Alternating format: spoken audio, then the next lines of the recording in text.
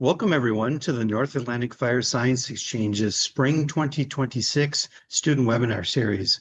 My name is Eric Evanson, and I'm NAFC's Science Communications Specialist.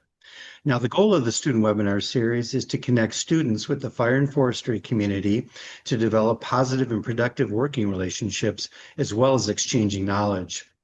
And speaking of exchanging knowledge, just wanted to remind everybody that NAFC is part of the Joint Fire Science Program's Fire Science Exchange Network. There are 15 exchanges in all across the United States. You can see them there on the map.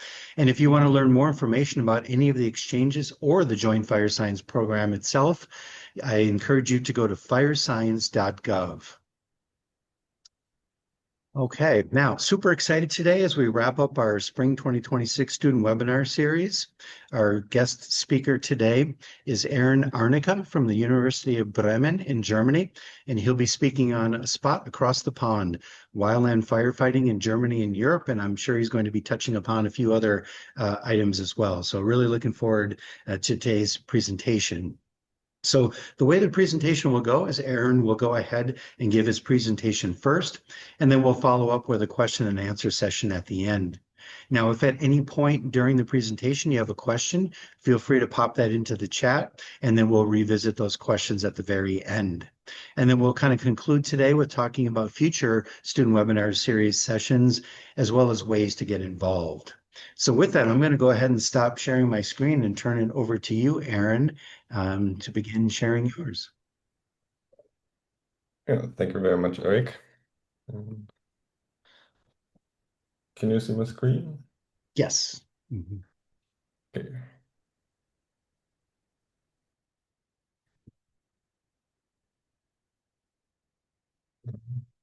Thing you don't see it if I wait a second. Yep, I do see it.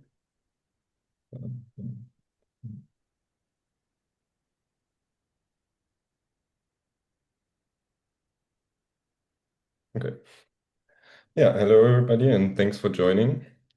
Today I will talk about a bit of transatlantic lesson sharing and give you a bit of insights into this perspective of wildfires in Germany and Europe.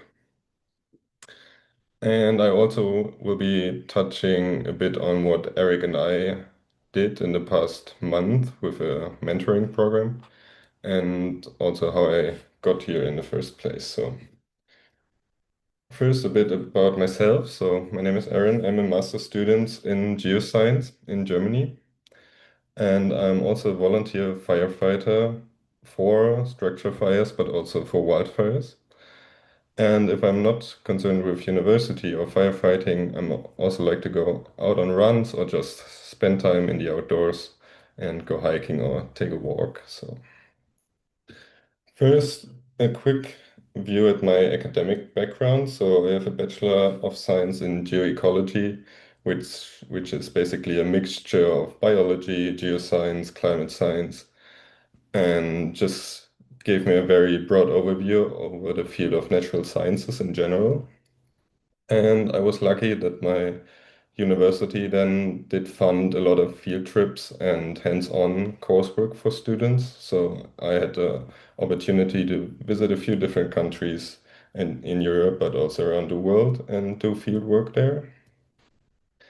And then as a mandatory internship during my bachelor's, I went to an NGO in Spain which works with wildfires.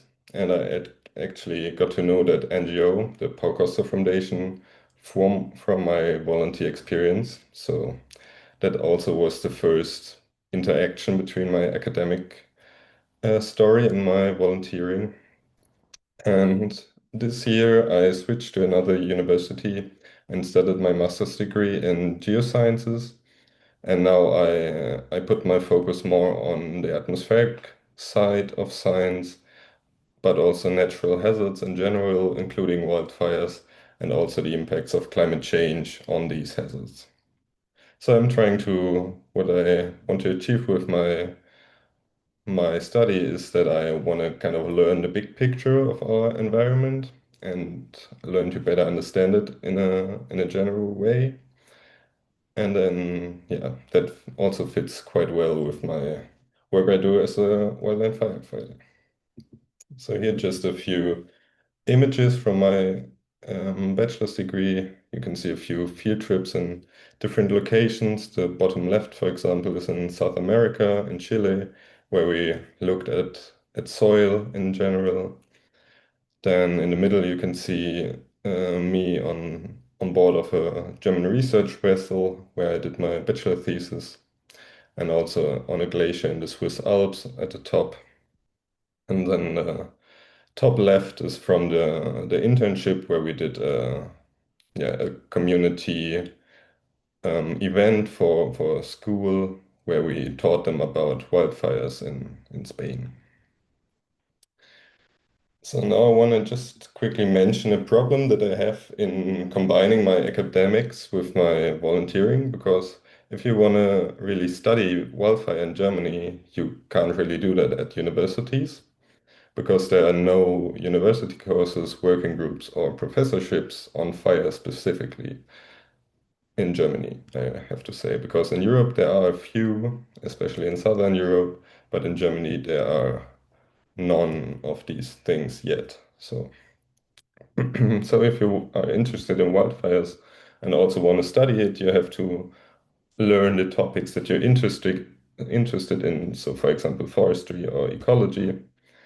And then you have to relate it yourself to fire and then find something like an internship or a thesis that is more related to fire so you can really work on that topic.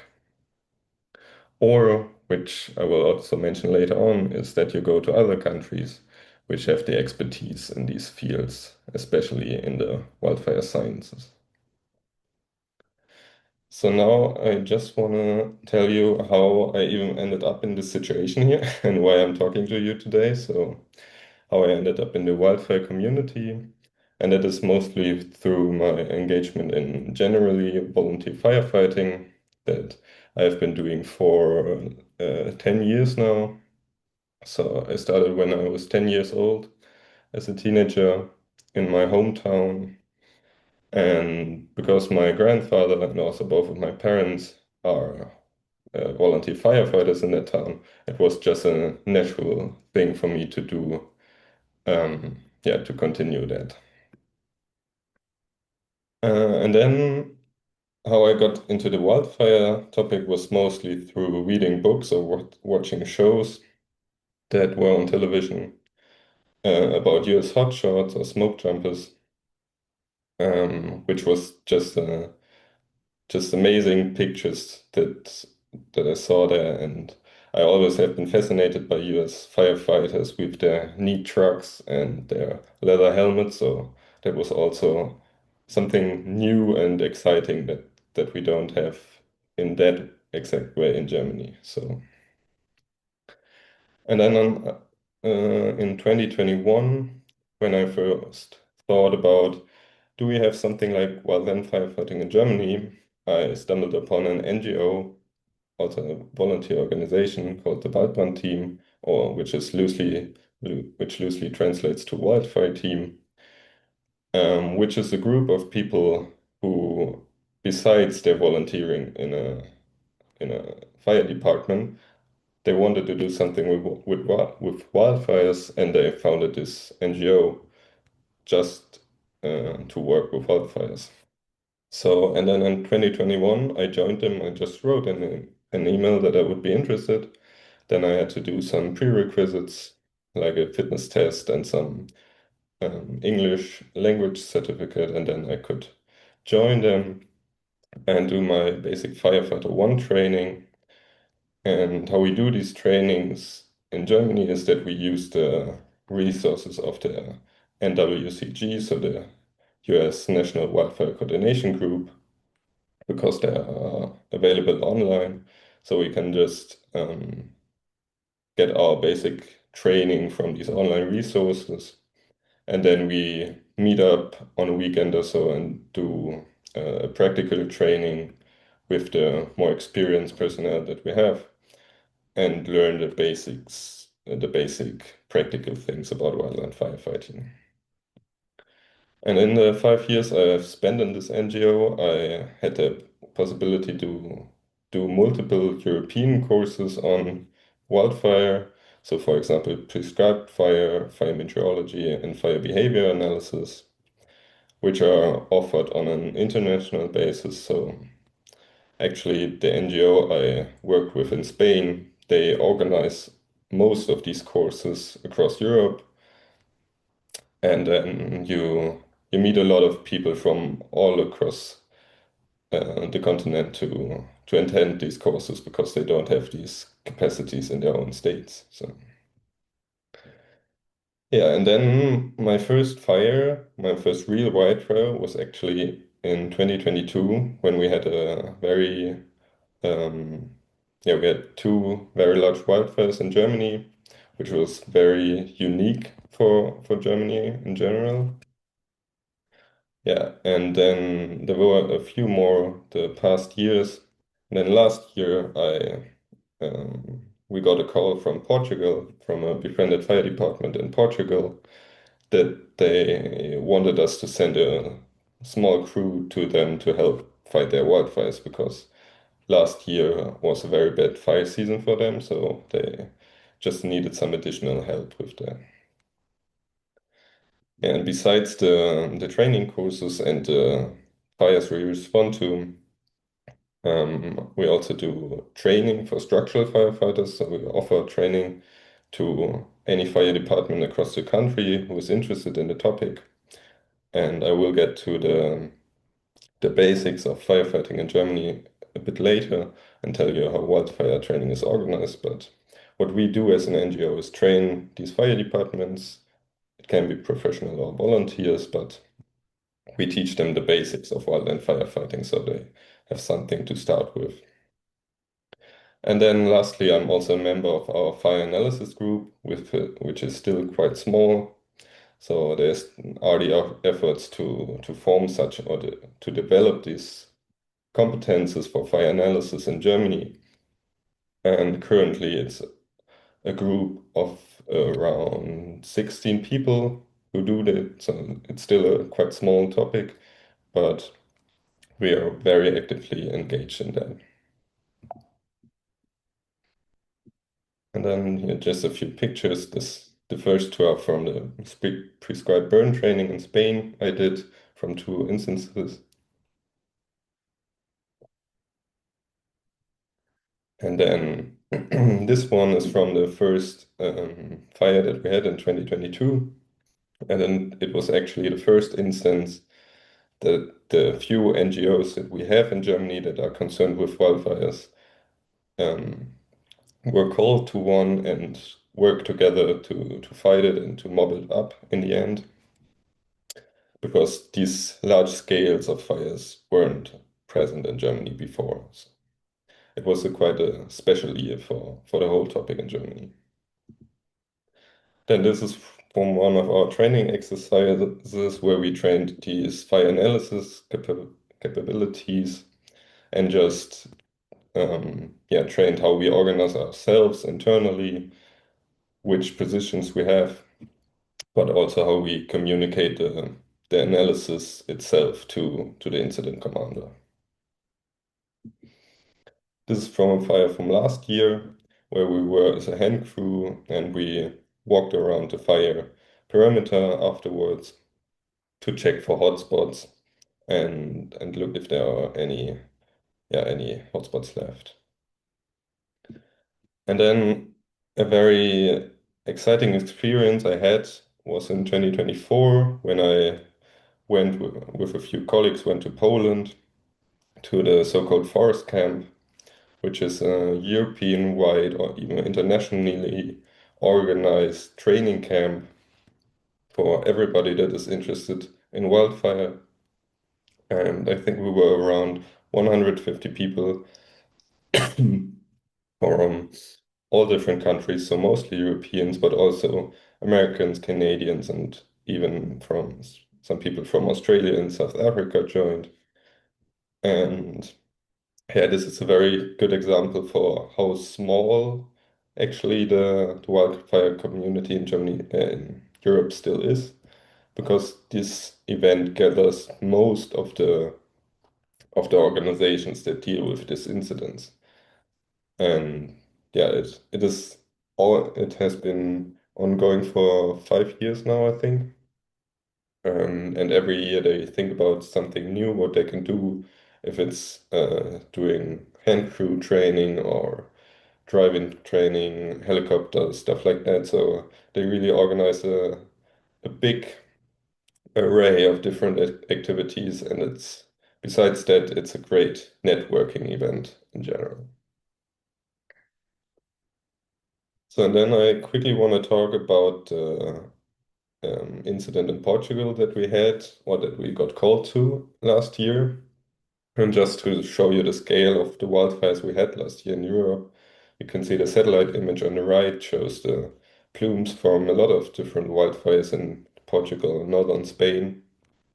And it was exactly in that week in August that we got called in to Portugal. And shortly after that, there was even a general call for European firefighters to help battle these wildfires in Spain. So it was quite extreme fire behavior and also just an insane amount of fires going on simultaneously. And also from the photos, you can just see how the fire looked to that time. In the video, you see just the tactical firing operations we did to kind of contain the fire that was going on. And yeah, on the top, the two images, you can see the Portuguese crew in red, who we worked with, and our guys in yellow. And it was just 1 week of nearly constant driving around, being on the fire line and working our butts off on the fires. So it was it was a very intense experience, and also just a fire experience that you cannot compare to Central or Northern Europe at the current stage. So yeah, then I shortly want to touch on the NGO I'm working with.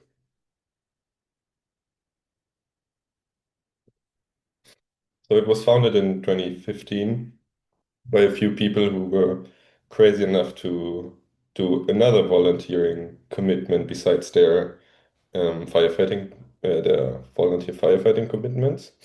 And they did it to provide some international assistance with these incidents, but also to kind of display this topic in Germany a bit more.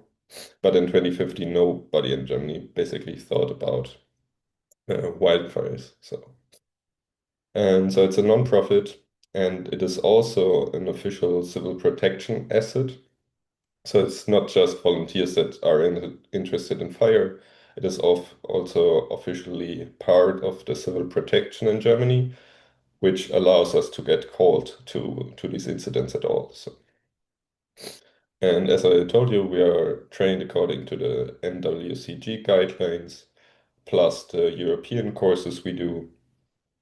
And we also have additional cooperations with two Portuguese fire departments where we go every year, so send a crew there every year just for training, so 1 or 2 weeks just being in Portugal and training with the locals because they really know how to work wildfires. And then we also have an agreement with an organization in Argentina, which is also concerned with wildfires, and we have this. Yeah, you can also say it's a transatlantic exchange between our organizations. And yeah, as I mentioned before, we also train fire departments. We have this fire analysis unit, do a lot more in the background, which is regarding project work or also policies and advancements in Germany regarding wildfires. And we also do prescribed burns. As you can see in the bottom right image, these are the heathlands in northern Germany. And for natural conservation, um, yeah, for nature conservation, we also assist them with doing prescribed burns, which is also great training for ourselves. And then in the pictures, you can see a few other activities that we do. Yeah, training others, being on incidents, talking to forestry, or also doing internal trainings so that we always are up to the state-of-the-art techniques.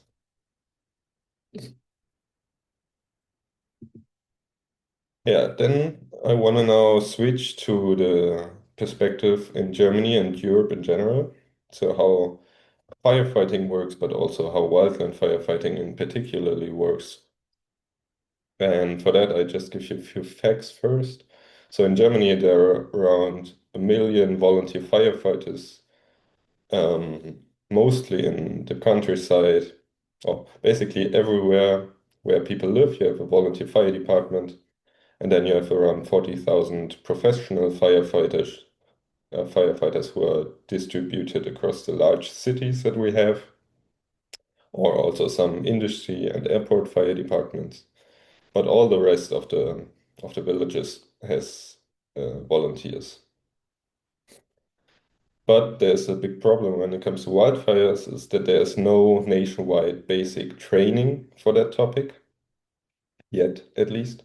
Because if you join a volunteer fire department and do your training, you learn everything from structural firefighting to accidents and also chemical accidents and stuff like that. But there's no basis so there's no part on wildfire.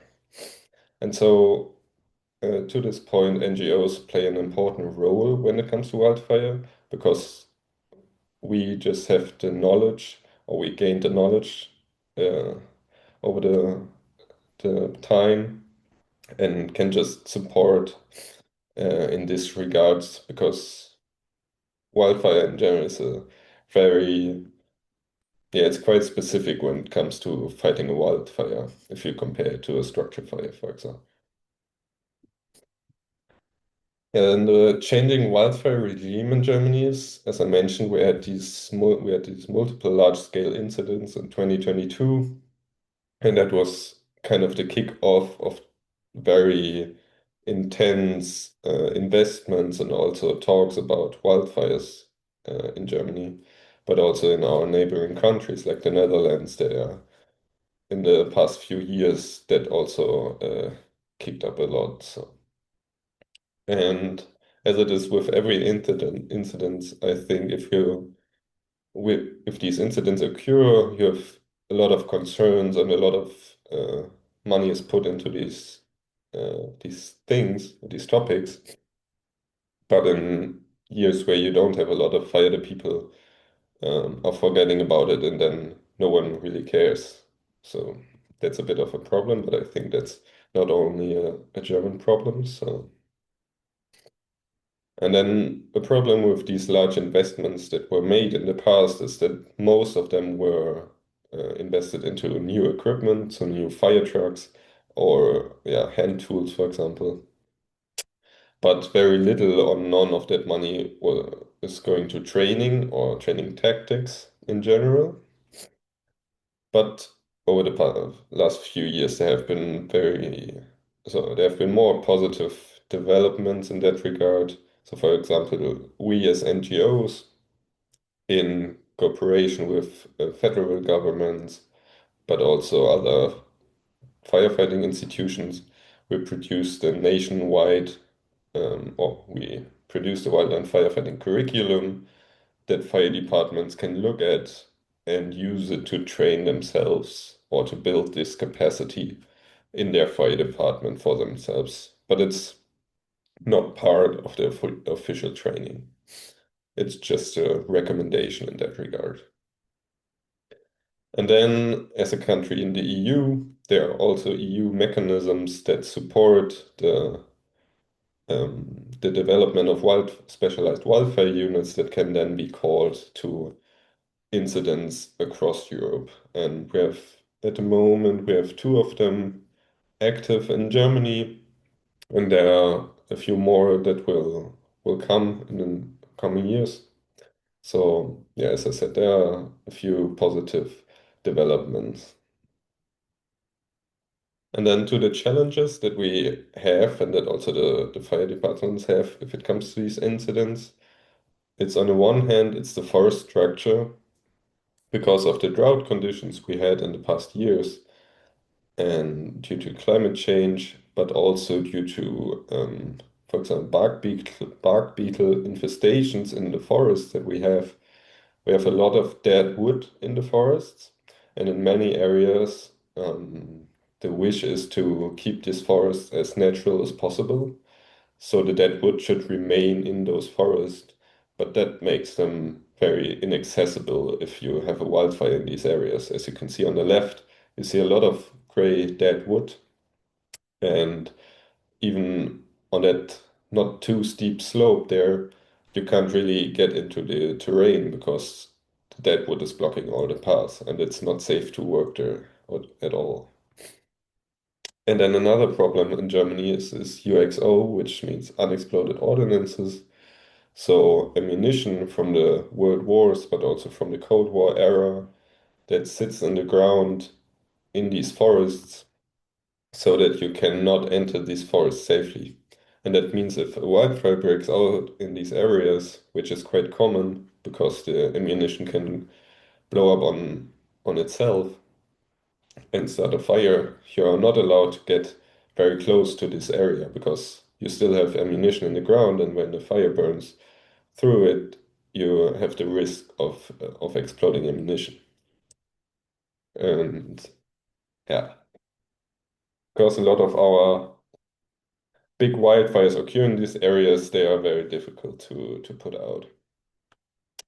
And then the second challenge, big challenge that we have is our firefighting equipment and our training, as I mentioned before. But with our firefighting equipment, so our trucks and also our personal clothing, so the trucks are designed for structure fires and for driving on roads. As you can see on the right image, the truck is standing on the road and it is not made for going into the forest. And that's with a lot of German fire trucks because wildfires weren't a problem in the past, so the trucks are designed to stay on the roads. And also our personal equipment is made to fight structure fires. So it is very thick and warm to protect us from a fire inside of a building. But if you want to work with it all day long in the heat on a summer day, fighting a wildfire, this is very unpractical. And then everything is built to work best for structure fires or car incidents, the equipment that we have. And for these incidents, everything is very stationary. So you have if you arrive to a structure fire, you you get a water supply, and then from there on you will lay down the large hoses to put out the fire. But everything is stationary. And what we have with wildfires is that they are very dynamic in their nature. So you don't have a steady water supply with you all the time. And if you have these large hoses, they're very, very impractical to drag them through the forest. But that is the equipment we have, and the firefighters that fight these wildfires, they have to use what they have to hand. So it's often difficult to combine the tactics that the volunteer or the firefighters in Germany have learned and to use them on wildfires because it doesn't really match up for fighting these fires. Yeah, that's on that regard. And then here I want to just show you a few pictures of the fires we had in the past years. So one picture from 2025 and two from 2022. And you can just see that we indeed have these large, very intense wildfires here in Germany. They're still rare, but in warm years like last year or 2022, we do have these fires and we have to deal with them. And I mean, we still can get them out, but it's a lot of effort and it's not the most efficient way of fighting these fires.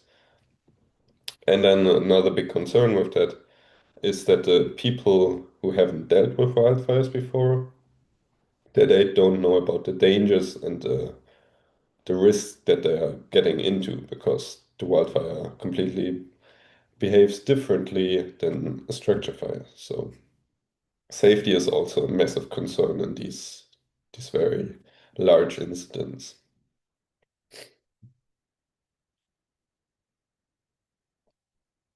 Now I want to zoom out a bit to tell you a bit about the European perspective on wildfire, because there are countries in Europe that have a long history with fire, like Spain or Portugal, or generally the southern countries in Europe.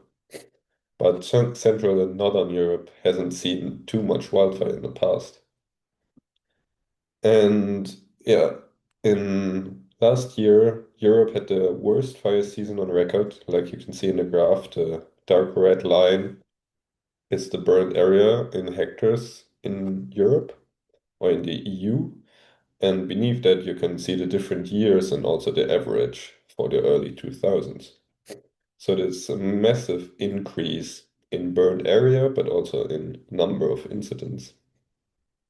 And in addition to the worst fire season, it was also the hottest summer on record that we had in the EU.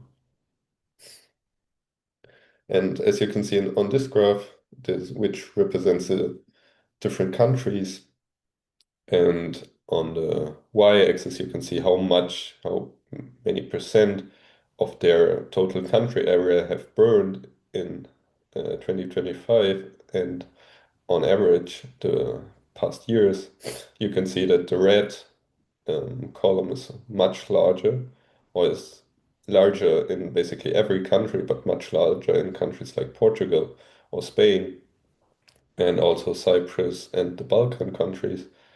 But if you look closely, with Germany being somewhere here in the middle, it is also nearly double the height of the average.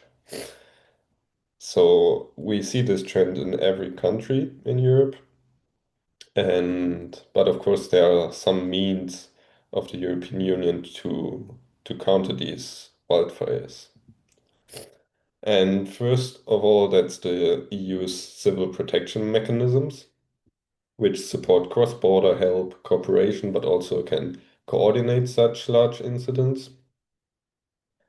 And on one hand, we have the ERCC, which is the European Response Coordination Center, which in the fire season or when these large incidents occur, they can coordinate the response from units from across Europe to single countries. And then this RESC EU is the strategic reserve of resources, which includes all the different units that are available. So, for example, airplanes, helicopters, but also trucks and just firefighters in general. And they can then be distributed to the countries that need them. And these accredited units are trained to respond to these incidents and also work in these international contexts. So they are built to support incidents across Europe. And in very hot summers and in the fire season, they are also strategically pre-positioned in countries that are likely to have large wildfires. For example, last year, crews from the Netherlands were pre-positioned in Spain just in case that a large wildfire breaks out and they don't just have to start going there when the fire already broke out. And then the EU is, of course, funding a lot of projects regarding wildfire preparedness, community resilience, but also all other kinds of topics related to wildfires. And they are also running monitoring and information systems from satellite data. For example, the EFIS, which is the European Forest Fire Information System, can be compared to the FIRMS network, which is run by NASA. And they also have a website where you can see all active fires and also the parameters and also fire danger charts and stuff like that. But in very worst case scenarios, they can also rapidly map these fires. So if the satellite goes over the fire, they can, in an hourly manner, map these fires and provide this information to the incident commander so that they have a better overview of the incident.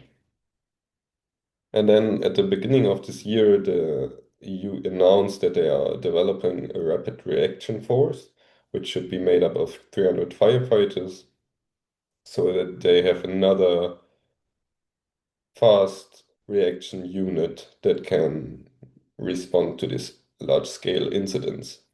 Because the problem is if you have these cross-country cooperation, if all of Southern Europe is burning and you want to send an airplane from Greece to Spain, then of course in Greece there shouldn't be too much wildfire at the time, so that these means are not distributed unevenly and that they can still guarantee firefighting in their own country. So that's also a reason for this rapid reaction force that they have another unit to work on these incidents.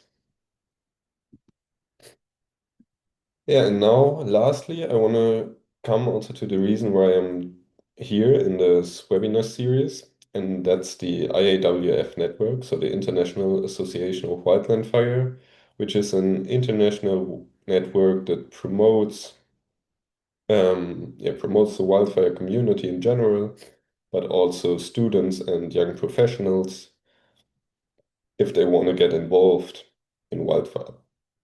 They're also organizing a lot of different conferences around the globe regarding different wildfire topics, and they also publish a magazine every month, which just tells a few different stories from the wildfire community. And one of their projects is also this mentoring program, which I am a part of, and Eric is also. So I saw that the IAWF was offering this mentoring program for young people, and because I'm very interested in the topic, I just applied for that. And luckily, I got accepted, and I had the chance to work with Eric, and his profile very well fitted my interest. So as a meteorologist, he has a lot of this fire weather knowledge. And because we're also building this fire analysis unit in Germany, I was very getting into this topic. So it was a very good match and just a great chance to learn something new. And in our time, in a few months, we worked together as mentee and mentor. Eric and I shared our stories from Europe and the US and also our experiences. And then we also wanted to create something that others can benefit from. So we are currently working on a fire resource guide, which will be freely available at the NAFC website in around a month or so. And this is just a catalog of different online resources that give you information about fire weather, or weather in general, but also some information on current research project in Europe or the US, and any other important links to organizations or initiatives that we found. And yeah, we wanted to use this mentoring program not only to talk to each other, but also to build something out of that. Yeah, and lastly, Eric offered me the chance to talk here at the student webinar series, and it was a pleasure for me to do so and share my perspective on it. And now to the end of it, I just want to give you a short outlook from my personal point of view, what I want to do in the future, and what is coming up in the future. So I want to continue engaging as much as possible as a volunteer firefighter and learn even more stuff about wildfires because I just love this topic and it's an amazing topic and amazing people you get to work with. And then I also want to try to join my scientific skills with my practical ones. And then at some point also find a career in it and bridge the gap a bit between scientists and practitioners, which I think is still sometimes a problem we have to work on. And with that, I want to finish, and I'm happy to take any questions. And if you want to reach out to me, you can check out my LinkedIn with the QR code or just drop me an email. And with that, thank you very much. Yeah, thank you so much, Aaron. Really appreciate that talk. So, yeah, if any of you have any questions for Aaron, please go ahead and put those now into the chat. I also, while Aaron was talking, I did put in the link to the IAWF mentoring program if you want to learn more information on that. Not so you can either, it's just as rewarding for a mentor as it is a mentee. As Aaron had talked about, some of the discussions that we've had over the last several months, in particular, like let's just use meteorology as an example, because I used to go on wildfires and provide on-site weather support. And this idea of this kind of fire resource, it just from our conversations, it's pretty amazing how this idea of this transatlantic lesson sharing, the resources that are there meteorologically in the United States and what's over in Europe, you see a lot of different similarities, but you also see complementary information that would be of value. And then also certain resources that are utilized on wildland fires in the United States these tools can actually be used in Europe as well. So it's just been a great learning experience to find all of these similarities in the wildland fire world, in the fire weather world. And I just wanted to mention one thing here, one comment, and then we'll get to some of the questions. The other thing that I've noticed from our sharing of information. The one thing I really like, Aaron, with the Waldbrand team is this idea of training structural firefighters in wildland fire, because obviously, as you know, and your experience is completely different. And there's also similar activity here in the States, around Chicago, Illinois. I think there's like over 70 parks within the city of Chicago. And structural firefighters, if there's a fire in any of those parks, the structural firefighters are the first to respond.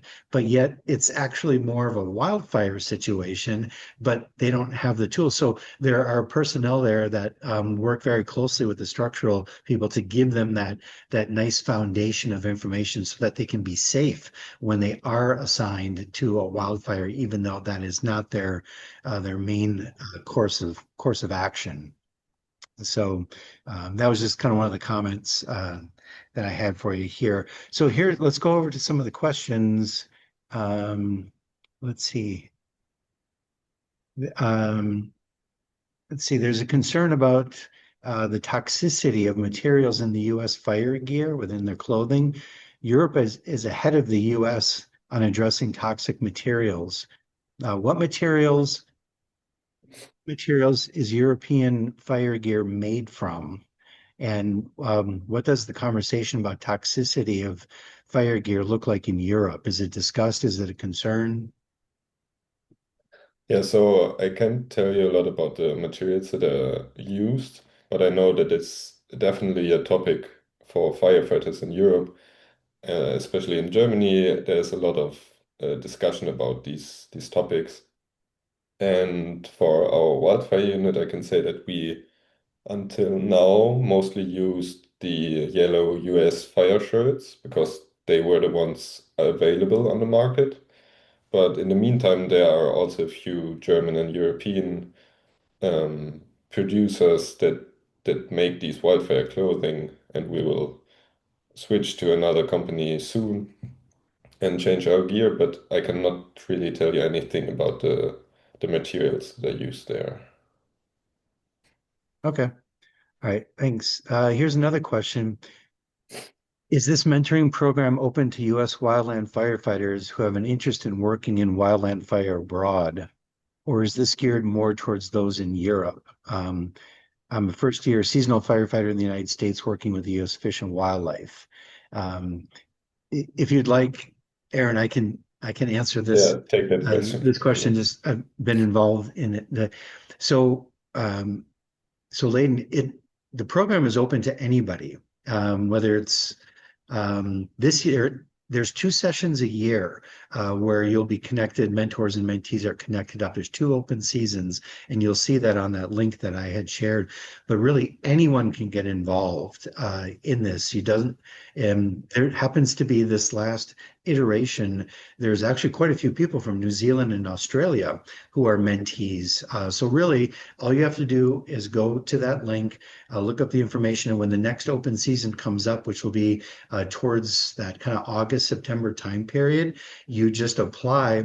And then what happens is you'll get a list of mentors and little bios of what a mentor might bring to the table. And then you actually can say, I'd like to be paired up with this individual. In the case with Aaron and myself, because Aaron was very interested in the meteorological side of things, when he read my bio about being an incident meteorologist and a fire weather meteorologist, he knew that he really thought it would be a good connection to work together. So I would encourage you to go ahead and apply for the next iteration. You kind of can put in there what you're looking for, but then you'll get a list and you'll see the bios of people who can then help you where you might see there's a best fit. So does that I hope that answers your question.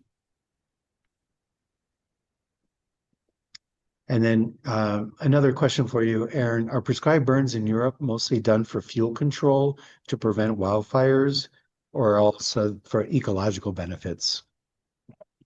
So in Germany at the moment, they are only done for ecological benefits because there are only a very few areas who allowed to do that and where this is a topic. But if you look to Southern Europe, so Spain and Portugal, they are also doing a lot of prescribed burns that are uh, fully focused on fuel control and preventive measures. So in the proximity of villages or stuff like that. So, and but I also think that they have also some ecological burns down there. Okay, good. Hope that answers the question. Here's another one from Hannah. I may have missed it, but is there an opportunity to do in-person fire with mentors or mentees through that program, through the IWF program, or is it mostly mentorship from afar? In this case, Hannah, it is mentoring from afar. I'm in Vermont, in the United States. Aaron's in Germany, and we've been just meeting over Zoom since last August. But there are, like Aaron had talked about, the forest camp where there's opportunities in Europe. Is that being put on again this year, Aaron? Do you know? Yeah, it is happening in May, I think. So I think the application period is already done for this year. But they have been doing it for the past 5 years, so probably they will do it again. And then Okay. so I can put the organization in the chat.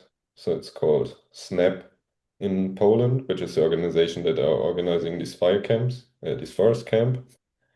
And they promote it on Facebook or on also different websites if a new forest camp is coming on. Okay. Hopefully that will help Hannah.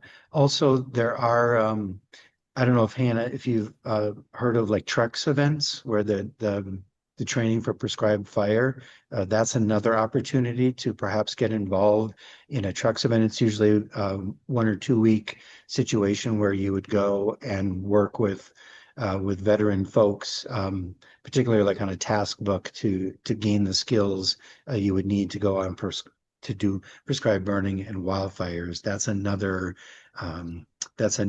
program that is available. If you have any, I'm going to actually just to put it in here really quick.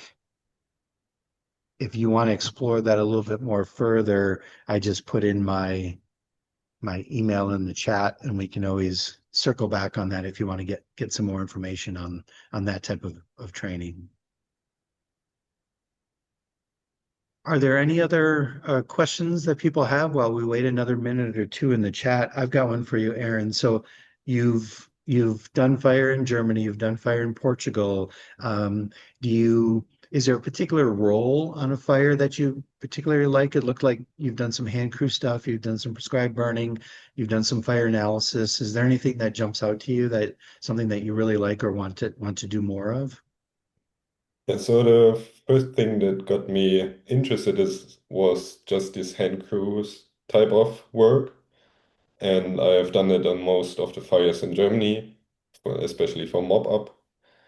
I have also worked as a not fire analysis, but someone who looks at the weather and does some forecasting in the background. And the way we do it in Portugal is because we know or few people of us speak Portuguese. We always have a commander of our truck that is like the our commander for the incident, and our crew is German, and then we are just firefighters in that case. And because we are just part of this fire department in Portugal, so we are not involved in any incident command system or anything like that. So we are just working as an engine crew basically. But I like both parts. So I like working on the fire line directly, but I also like working in the background and looking at the weather and stuff. Great. Okay. And just to circle back to Hannah, I did put a link in to learn more information about these Trex events. It's a little bit different than the actual mentoring program, but you get the same kind of mentoring experiences in the field at a particular one of these events. So that I would encourage you to also take a look at that link as well. So um, okay, so Hannah, yes, okay, yes, that's great. Thanks. I do keep a lookout for Trex events. Okay. Like, so, all right. I'm in my third season of Fire with nonprofit TNC, the Nature Conservancy, and I'm always interested in expanding my knowledge and experiences. Thank you. Hannah's thanking you, Aaron, for sharing your experiences today. Yeah, we greatly appreciate it. And yeah, Hannah, that's another thing too, is you can always look into the mentoring program and see maybe there you get connected with somebody who has a lot of field experience. And even though you might not necessarily be in the field, you could get a lot of knowledge that would help you for those in-field experiences. So, okay, I'm going to just put a last call out for any more questions. Otherwise, I've got just a couple of things I want to share with everybody today before we close. I'm going to go ahead. So, Aaron, if you'd like to go ahead and stop sharing your screen, I Yes. will go ahead and share mine here.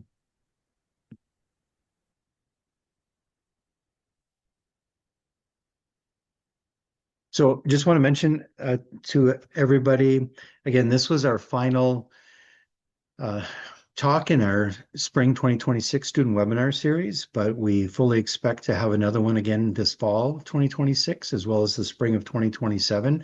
So just kind of want to let anybody know out there, if you or anyone you know would love to give a presentation in this format, we'd love to just give students the opportunities to share their work if that's something you're interested in, or again, know somebody.